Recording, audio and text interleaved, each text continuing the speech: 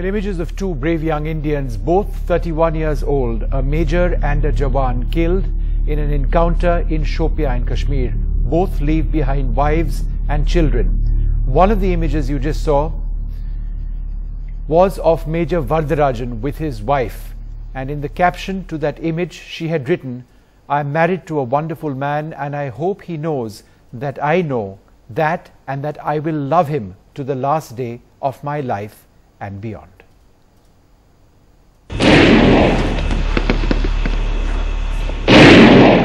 Several hours into the fierce encounter in Shopian, there seemed to be a lull in the storm.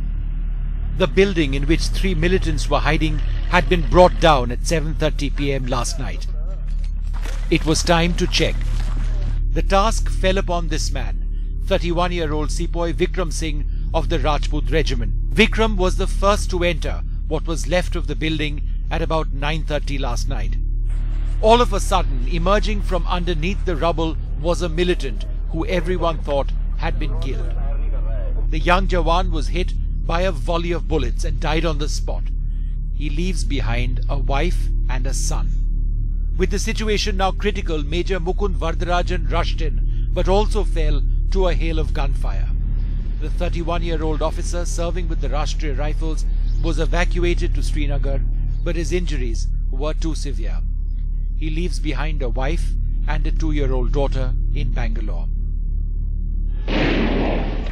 The encounter started on Friday afternoon after forces received a tip-off about the presence of three militants at the Karewa Manlu village in Shopian. By 4:30 p.m. our soldiers had closed in and were locked in a fierce gun battle.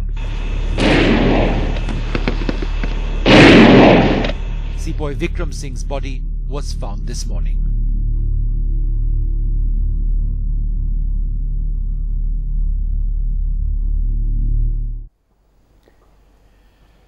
I feel very sad. I have no control. They are adults. That's what Dr. Manmohan Singh had to say when asked about his half-brother Daljit Singh Kohli joining the BJP. The Congress, which is trying to downplay the incident, says it is of no consequence since Mr Kohli is not a political person. Manmohan Singh ji जेडे देश के प्रधानमंत्री ने उन्हां दे भाई साहब Bharatiya Janata party च शामिल हो रहे हैं. A Kodak moment for the BJP as the Prime Minister's stepbrother joined the party. A surprise move by Daljit Singh Kohli, so far known as a staunch supporter of Prime Minister Dr. Manmohan Singh.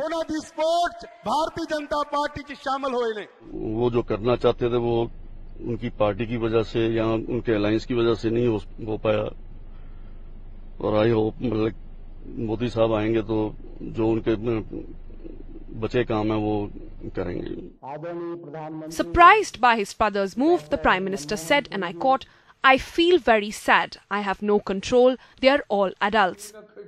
The family said it stood firmly behind the Prime Minister and the Congress party. We had 6 sisters and 4 brothers. Except him, whole family stands with Dr. Manmohan Singh and Congress party. An embarrassed Congress tried to downplay the incident that comes less than a week before Punjab votes and where BJP is showcasing its latest entrant. As far as I know, he is a non-political person who has never made a political statement in his life. So his joining a party is a non-event. जो भी इस मुल्क से मोहब्बत करता है उसको लगता है कि बदलाव होना चाहिए, तो मनमोहन सिंह जी के भाई को भी अगर लगता है कि इस देश में एक अच्छी सरकार बननी चाहिए तो वो आए हैं, उनका स्वागत है. तो आप समझिए जब प्रधानमंत्री का भाई हमारे साथ आ गया तो पूरे देश की जनता हमारे साथ है. Till now, the Kohli family had kept away from politics, maintaining a low profile. Daljit remained busy in his textile export business.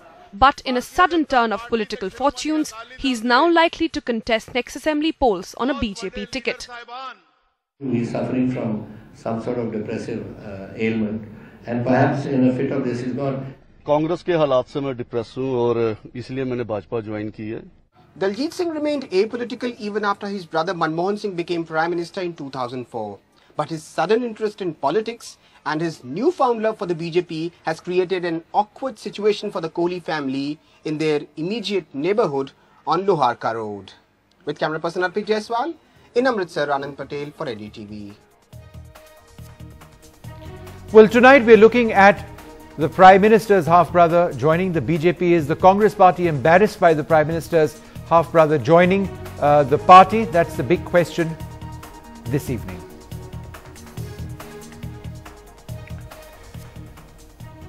All right, well, joining us now to discuss this, Sanjay Jha, spokesperson of the Congress party, Meenakshi Lekhi, spokesperson of the BJP. A small correction over there.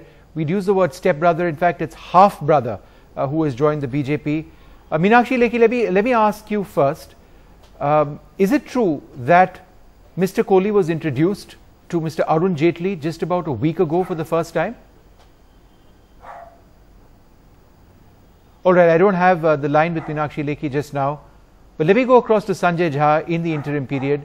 Why do you believe that this is a non-event, Sanjay? Isn't it quite significant or an embarrassment to the Prime Minister that his half-brother, someone he's grown up with, should join the BJP at this stage?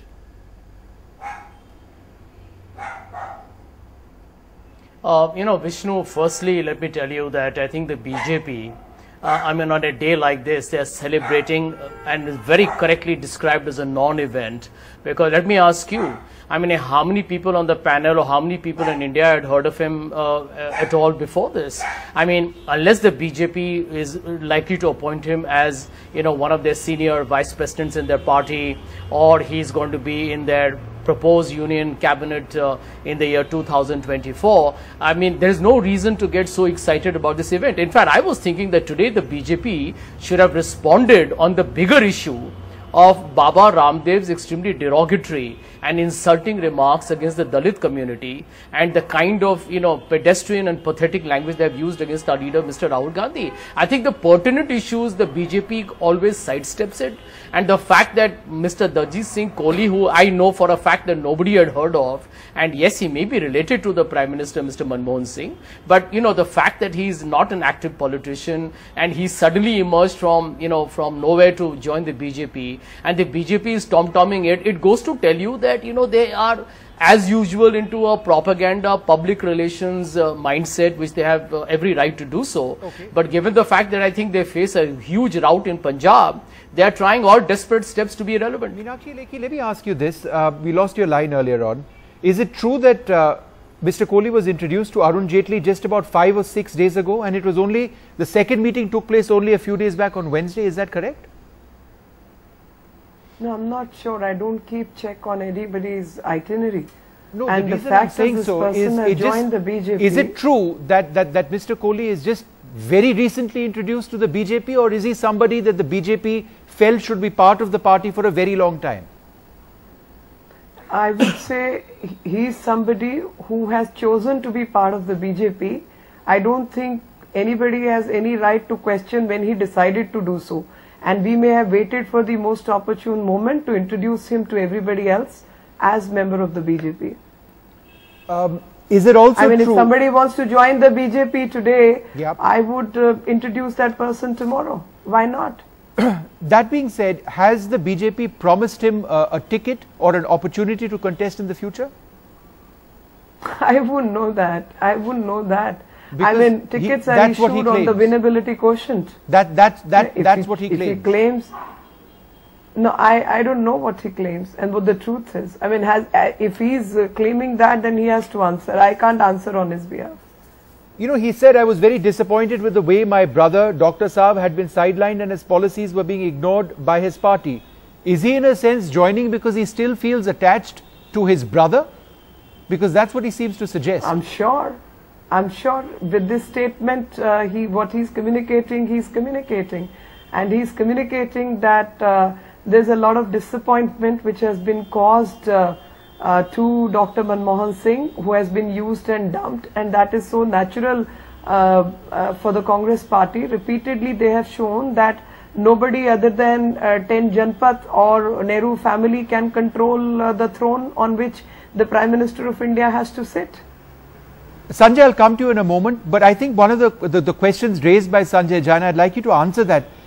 is that this is a desperate move by the BJP in Punjab, where the Congress believes you're not going to do well? The Congress can choose to live in an illusionary world, that's their choice. But I think leadership requires people to have sound eyesight, that they can read the writing on the walls and they can keep their ears to the ground so they can hear the noise which people are making. And the noise people are making is nothing other than Modi for PM. And if they choose to ignore it, it's their choice. I'm no one to tell them how they should work their leadership. Sanjay, you had a point to make. Go ahead. Yeah, I think the BJP is equally entitled if they believe that we are not reading the writing on the wall. I think the writing on the wall is for the BJP. I don't know whether they can read it though. They may be living in a fool's paradise and they are fully entitled to construct their own dream castles out there. I think the fundamental point is, the difference between the BJP and the Congress can be understood by this one event alone, Vishnu.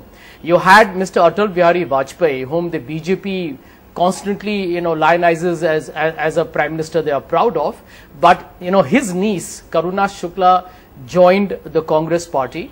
And she didn't have very nice things to say about Mr. Modi and the current leadership in the BJP.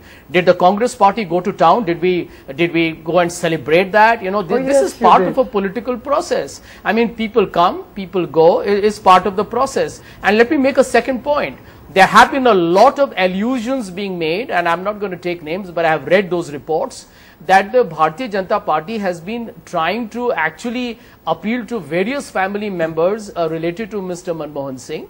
And, in fact, they have gone to the extent, somebody has made a comment about even financial incentives being offered. So this party clearly has no scruples, no principles, no ethics. It's highly immoral. And for them to therefore tom-tom a person who nobody had heard of is symptomatic of that political decay. Couched his words carefully as allegations and some people suggesting, but basically he's saying that the BJP paid off Mr. Kohli to join the BJP, right?